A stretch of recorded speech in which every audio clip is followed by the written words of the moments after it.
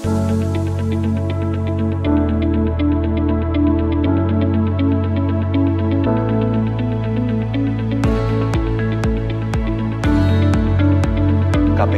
menyarankan kepada para pemerintah daerah untuk menggunakan peta zona nilai tanah sebagai sumber acuan nilai tanah dalam menentukan besaran PBB dan BPHTB.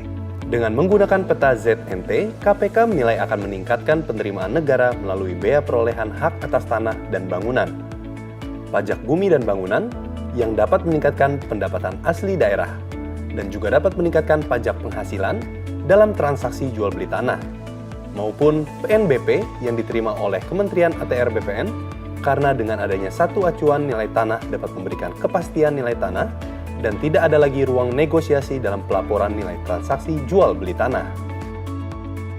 Kendati demikian, Kementerian ATR BPN menyadari bahwa informasi nilai tanah dalam peta ZNT yang sifatnya zona mengandung peluang ketidakadilan bagi masyarakat. Sebagai ilustrasi, kita ambil contoh dari sebuah komplek perumahan di daerah Johar Baru, Jakarta Pusat.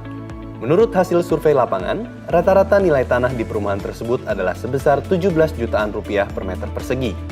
Dengan sistem ZNT, semua bidang tanah dalam komplek perumahan tersebut dianggap memiliki nilai yang sama, yakni sebesar 17 jutaan rupiah per meter. Tanah yang terletak di jalan utama dianggap bernilai 17 jutaan rupiah per meter persegi.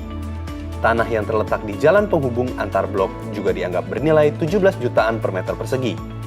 Bahkan, tanah yang terletak di dalam blok dengan lebar jalan yang jauh lebih sempit dibanding jalan utama juga dianggap bernilai 17 jutaan rupiah per meter persegi. Ketika nilai yang sama rata ini digunakan untuk menghitung tarif pelayanan pertanahan, PBB, BPHTB, dan PPH untuk semua bidang tanah dalam komplek perumahan tersebut, maka akan terjadi ketidakadilan bagi masyarakat.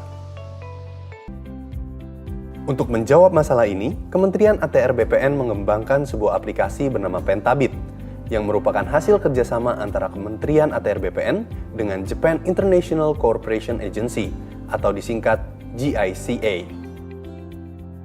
Pentabit adalah aplikasi untuk pemetaan nilai tanah secara massal berbasis bidang tanah, yang menghasilkan nilai tanah yang unik untuk masing-masing bidang tanah berdasarkan keunikan karakteristik bidang per bidang tanah.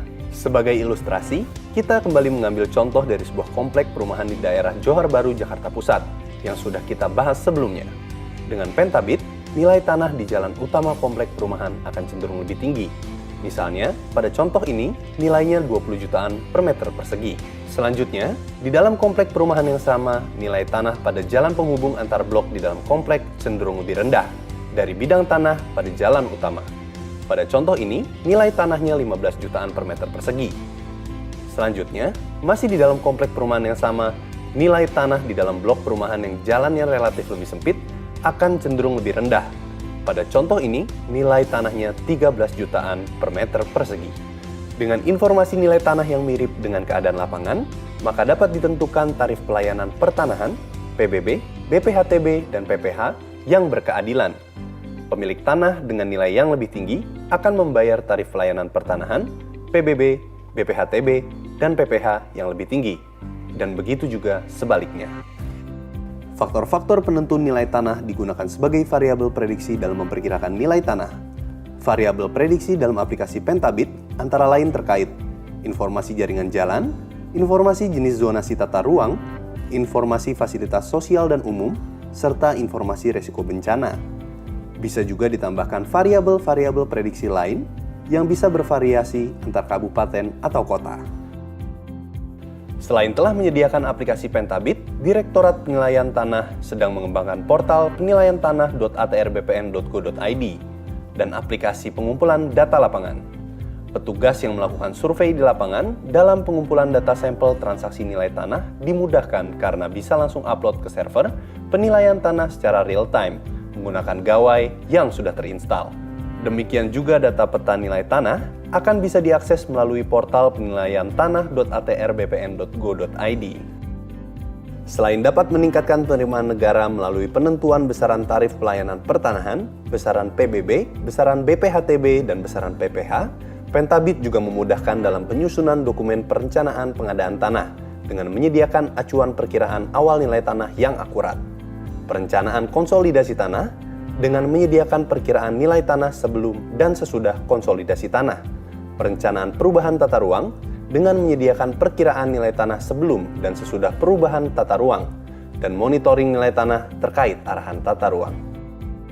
Walaupun Kementerian ATR BPN sudah memiliki infrastruktur berupa aplikasi dan portal yang mumpuni untuk pembuatan peta nilai bidang tanah, namun karena keterbatasan anggaran di Kementerian ATR BPN, maka untuk kegiatan pembuatan peta nilai tanah berbasis bidang, diharapkan pemerintah daerah dapat ikut berpartisipasi dalam hal pembiayaan. Investasi pemerintah daerah dalam hal pembiayaan akan berdampak secara signifikan pada peningkatan penerimaan negara melalui BPHTB, PPH, dan PBB. Dan karena peta ZNT berbasis bidang tanah lebih mendekati variasi nilai bidang tanah di lapangan, maka akan dapat meminimalisir potensi keberatan masyarakat karena ketidakadilan penerapan tarif pelayanan pertanahan, PBB, BPHTB, dan PPH.